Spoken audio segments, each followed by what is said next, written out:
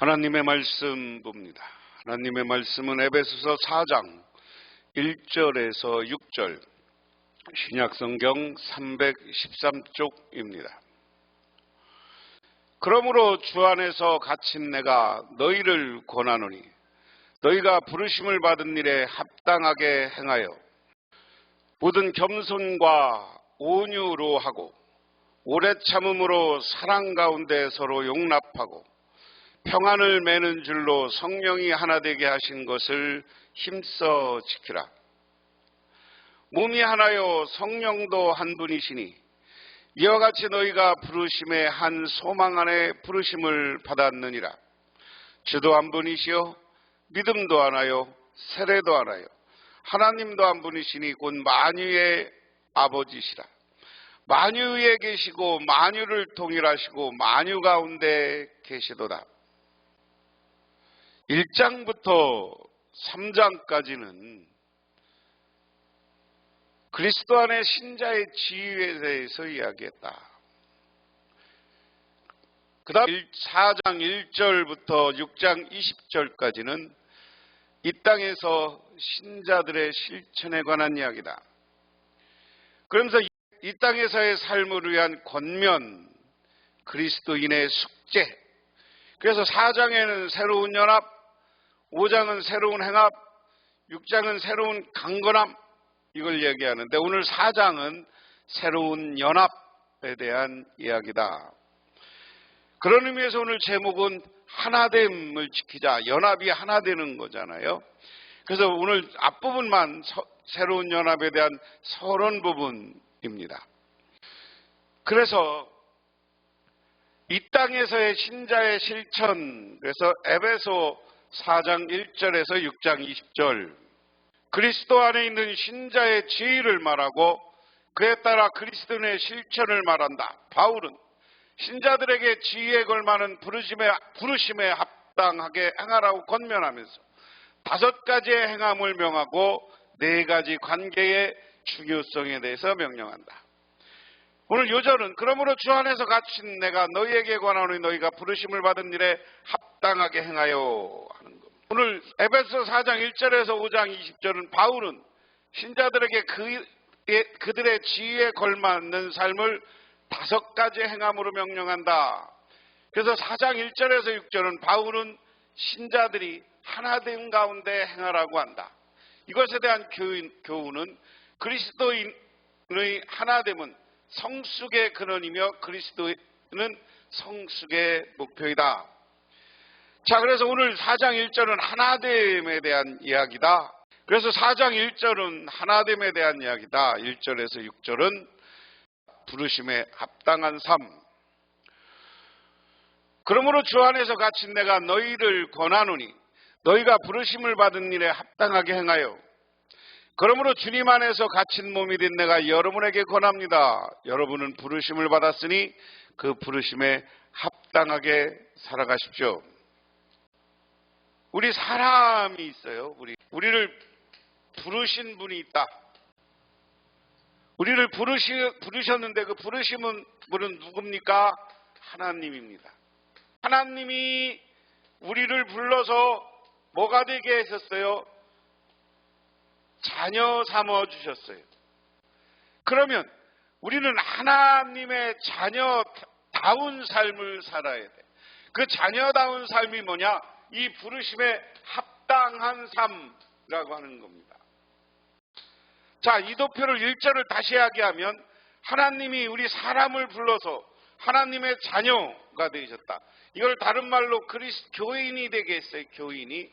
그런데 이 교인이 된 우리는 어떻게 살아야 되느냐? 저 하나님의 뜻에 합당한 삶을 살아야 돼. 그런 그 합당한 삶은 뭐냐 하는 것을 이제 2절부터 이야기합니다. 자, 부르심의 목적. 그럼 우리는 왜 불렀느냐? 그러면 반대로 얘기하면 하나님이 우리를 부르신 것, 그 목적대로 우리는 살아야 돼요. 2절에 모든 겸손과 온유하고 오래 참음으로 사랑 가운데 서로 용납하고 평안을 매는 줄로 성령이 하나 되게 하신 것을 힘써 지키라. 세번역으로 보면 겸손함과 온유함으로 깍듯이 대하십시오. 오래 참음으로 무너서 사랑으로 서로 용납하십시오. 성령이 여러분을 평화의 때로 묶어서 하나 되게 해주신 것을 힘써 지키십시오. 바울은 하나님의 부르심에 합당하게 사는 삶에 관련해서 사랑 가운데서 서로 용납하고 하나 되게 하신 것을 힘써 지키라. 서로 용납하고 힘써 지키라는 겁니다. 그래서 부르심의 목적의 첫 번째는 서로 용납이다. 하나님이 우리 사람을 불러주셨어요. 그런데 그 부르심에 대한 목적이 있다. 이 목적을 다른 말로 하면 부름받은 우리 성도들이 어떻게 살아야 되느냐, 어떻게 살아야 되느냐의 첫 번째는 서로 용납하라. 서로 용납하라. 그런데 어떻게 하면 서로 용납할 수 있느냐? 사랑으로 용납한다. 자, 그래서 서로 사람들을 용납하기 위해서는 겸손함과 온유함으로 깍듯이 대하고, 다시 말해서 우리가 사람 간의 만남, 우리 교인들에 관한 만남과 이웃들의 만날 때, 오늘은 이것은 교회 안을 이야기하는 거예요. 제목이 하나 되게 한 건 교인들이 하나 되게 한 거니까. 교인들을 서로 하나게 되는데, 교인들은 우리가 예의를 갖춰서 겸손하게 깍듯이 돼야 된다. 우리 교인들 관계를 잘 설명해 주는 거예요. 목회자는 교인들을 깍듯이 대하고 예의를 갖고, 교인들도 목사를 존중할 줄 알고, 그리고 오래 참음으로써 사랑으로 서로 용납하라. 그리고 우리 교인들이 잘못할 수 있고 여러 가지가 있어요. 그렇지만 그들을 권면하면서 그들을 사랑하는 마음을 가져. 그러면 용납할 수 있어요. 그 예를 우리는 가장 먼저 우리 어린아이들, 우리 자녀들을 이야기합니다. 우리 자녀들을 양육하고 키울 때 보면 여러 가지 가르쳐도 잘 몰라. 애가 자라면서 잘 부모님의 말씀을 잘 듣지 않지만 끝까지 기다리고 기도하다 보면 그들을 나의 사랑으로 대하면 그들이 돌아오고 하나가 되는 거예요. 그런 관계가 중요하다.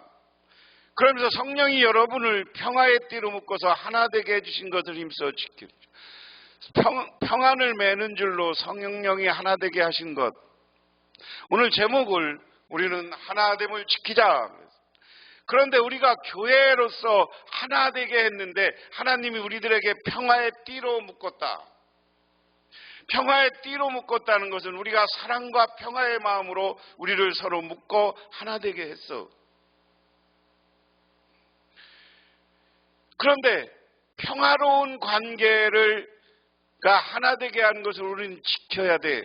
다시 이야기하면 이렇게 하나님의 목적으로 서로 용납하는데, 이 용납해서 우리는 평화로운 관계가 됐어. 평화로운 관계가 됐어. 그런데 이 평화로운 관계는 그냥 된 게 아니라 성령이 우리를 하나 돼서 서로 용납해서 평화롭게 살게 했어. 그러면 이것은 성령의 힘으로 하나 된 것을 우리는 지켜야 된다. 분열과 다툼이 있으면 안 된다. 그 얘기죠. 반대로 얘기하면. 그 다음에 부르심의 목적의 두 번째는 뭐냐면, 부르심의 목적의 두 번째는 서로 용납하고 하나 된 것을 지키는 것. 그랬습니다. 지키는. 그래서 교회가 부르심의 목적은 서로 용납하고 하나가 되는 것이고, 평화로 하나가 됐으면 그 하나 된 것을 지키는 것, 이게 두 번째 목적이다. 4절에서 6절은 성도 일치의 근거다. 왜 우리는 하나 되고 서로 일치하면서 살아가야 되느냐? 그래서 4절에 몸도 하나요 성령도 한 분이시니 이와 같이 너희가 부르심의 한 소망 안에서 부르심을 받았느니라. 주도 한 분이시여 믿음도 하나요 세례도 하나요 하나님도 한 분이시니 곧 만유의 아버지시라. 만유에 계시고 만유를 통일하시고 만유 가운데 계시도다.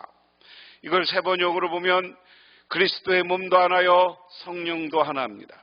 이와 같이 여러분도 부르심을 받았을 때 그 부르심의 목표인 소망도 하나였습니다.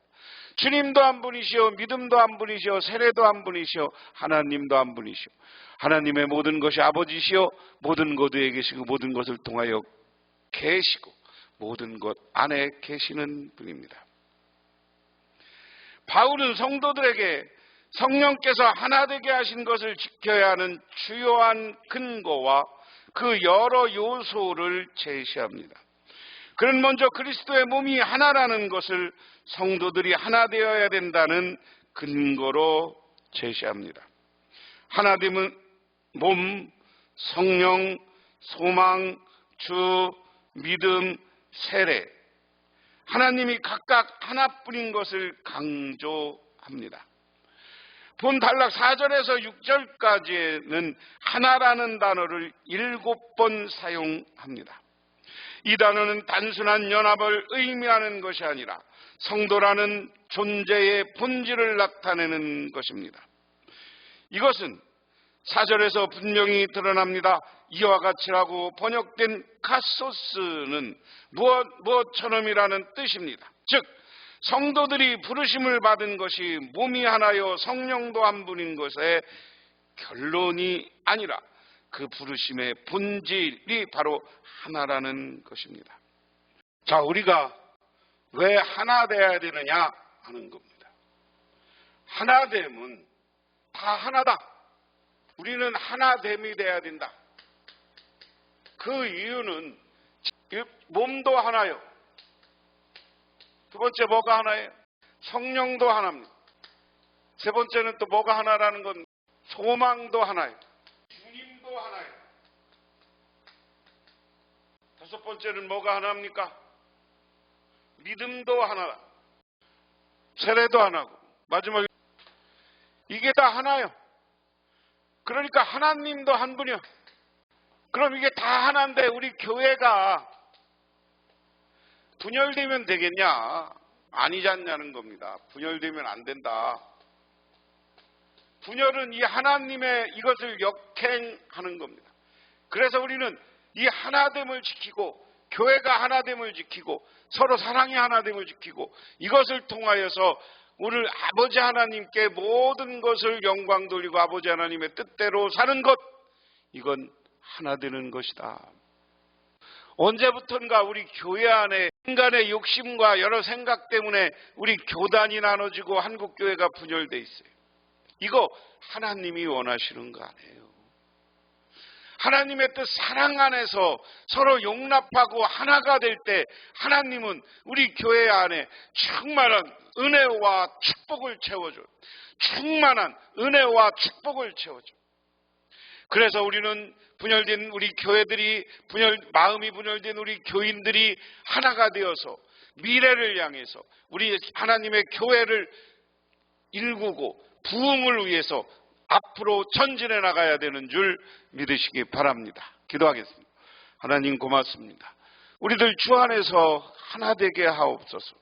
하나됨으로 우리 교회를 지키고 서로를 지키고 서로를 사랑하고 서로를 용납하고 서로에게 권면하며 하늘의 은혜가 충만하기를 기도하는 우리 모두가 되게 하옵소서.